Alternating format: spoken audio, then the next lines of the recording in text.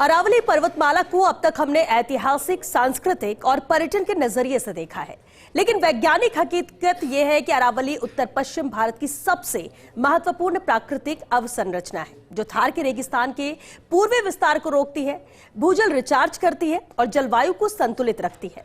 ये ठीक वही भूमिका निभाती है जो अमेरिका में एप्लेशियन रेंज, ऑस्ट्रेलिया में ग्रेट डिवाइडिंग रेंज और चीन में किनलिंग पर्वत निभाते हैं। ऐसे में साफ है कि अरावली को बचाने का अर्थ है खुद की रक्षा करना। इसी पर पेश है फर्स्ट इंडिया की ये खास रिपोर्ट। 20 नवंबर को अरावली से जुड़े मामलों में आया सुप्रीम कोर्ट का निर्णय इसी वैज्ञानिक वास्तविकता की औपचारिक स्वीकृति है। यह फैसला किसी एक परियोजना या खनन विवाद तक सीमित नहीं है, बल्कि यह भारत में इकोसिस्टम बेस्ड गवर्नेंस की दिशा में निर्णायक मोड़ है।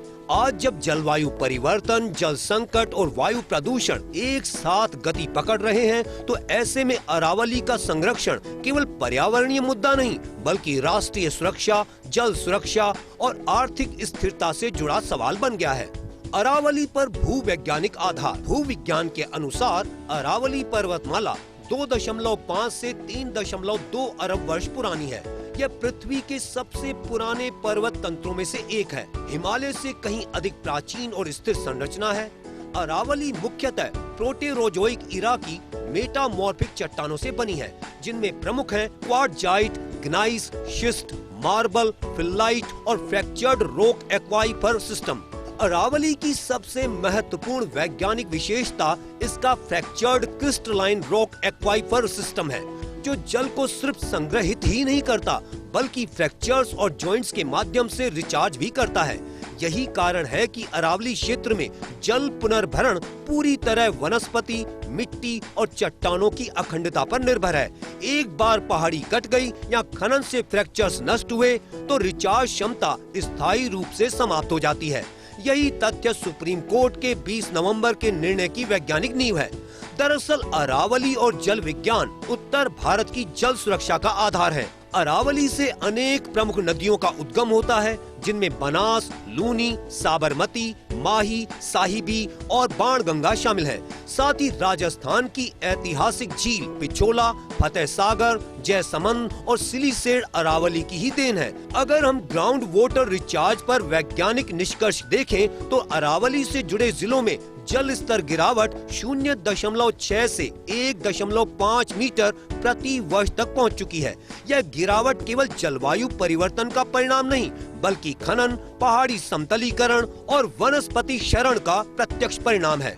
अरावली की खनिज संपदा। प्रमुख खनिज तांबा, खेतड़ी बेल्ट, संगमरमर, लाइमस्टोन, क्वार्टजाइट, फेल्सपार, माइका और फॉस्फोराइट। आखिर क्या है अरावली से जुड़ी समस्या की जड़?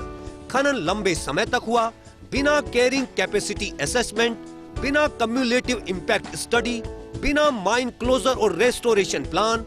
वैज्ञानिक लागत और लाभ विश्लेषण के अध्ययन दर्शाते हैं कि 1 हेक्टेयर इंटैक्ट अरावली इकोसिस्टम 6 से 8 लाख रुपए प्रति वर्ष की इकोसिस्टम सर्विसेज प्रदान करता है।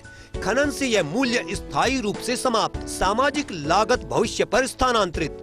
सुप्रीम कोर्ट का यह निर्णय एक इकोसिस्टम आधारित निर्णय है, जिसमें वन की परिभाषा को केवल राजस्व रिकॉर्ड तक सीमित नहीं रखा गया है, बल्कि फ्रेगमेंटेड वन क्षेत्रों को भी संरक्षण योग्य माना गया है। नीति स्तर पर इसका प्रभाव यह है कि अब माइनिंग क्लियरेंस में साइंस फर्स्ट अप्रोच अपनाई जाएगी, जिसके लिए राज्यों को स्पष्ट मैपिंग और सीमांकन के निर्देश दिए गए हैं। सस्टेनेबल डेवलपमेंट को कानूनी आधार मिलने से भारत इकोसिस्टम गवर्नेंस की दिशा में बढ़ने लगा है।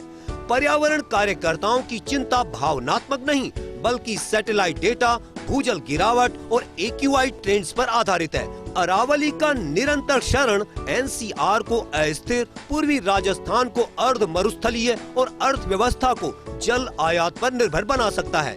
अरावली ग्रीन प्रोजेक्ट अंतिम अवसर। परियोजना का सही वैज्ञानिक अर्थ है Aravalli green project plantation project नहीं, बल्कि इकोसिस्टम रेस्टोरेशन प्रोग्राम होना चाहिए। वैज्ञानिक रूप से आवश्यक घटक ridge to valley treatment, native species धोक, खेजड़ी, सालेड, assisted natural regeneration, geo fencing और निगरानी, शासन और नीति ढांचा। केंद्र सरकार की भूमिका यह होनी चाहिए कि नेशनल अरावली अथॉरिटी का गठन किया जाए, कैंपा फंड का लक्ष्य आधारित उपयोग सुनिश्चित हो और राष्ट्रीय स्तर का GIS मैपिंग सिस्टम विकसित किया जाए। वहीं राजस्थान सरकार को अरावली का वैज्ञानिक जोनेशन मैप, एबंडन्ड माइंस का रेस्टोरेशन, इको सेंसिटिव टूरिज्म की सीमाएं और कम्युनिटी स्टीवार्डशिप मॉडल अपनाना होगा। वास्तव में अरावली भारत की क्लाइमेट इंश्योरेंस पॉलिसी है। इसे बचाना केवल पर्यावरणीय या राजनीतिक मुद्दा नहीं, बल्कि राष्ट्रीय अस्तित्व से जुड़ा मामला है। यदि 20 नवंबर का सुप्रीम कोर्ट निर्णय और अरावली ग्रीन प्रोजेक्ट विज्ञान सम्मत ढंग से लागू होते हैं, तो अरावली भारत की सबसे बड़ी नेचर बेस्ड क्लाइमेट सॉल्यूशन बन सकती है। अरावली को बचाना जल, जीवन, जलवायु और आने वाली पीढ़ियों को बचाना है।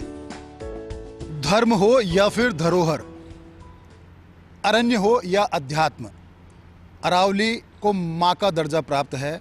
और जिस तरह से अरावली को लेकर पूरा प्रदेश आज आंदोलित है, तो निश्चित मानिए कि जन भावना पूरी अरावली की सुरक्षा संरक्षा से जुड़ी हुई है। कहते हैं ना कि जब अरावली को मां की संज्ञा दी है, तो एक कहावत चरितार्थ होती है कि तुम शब्द मैं अर्थ, तुम बिन मैं व्यर्थ। तो अरावली को बचाने के लिए जो मुहिम शुरू हुई है, निश्चित तौर पर सरकार को देखना होगा कि जनमानस क्या चाहता है। वैज्ञानिक आकलन अपनी जगह है, लेकिन जन भावना अपनी जगह। कैमरा पर्सन यश माथुर के साथ निर्मल तिवारी, फर्स्ट इंडिया न्यूज़।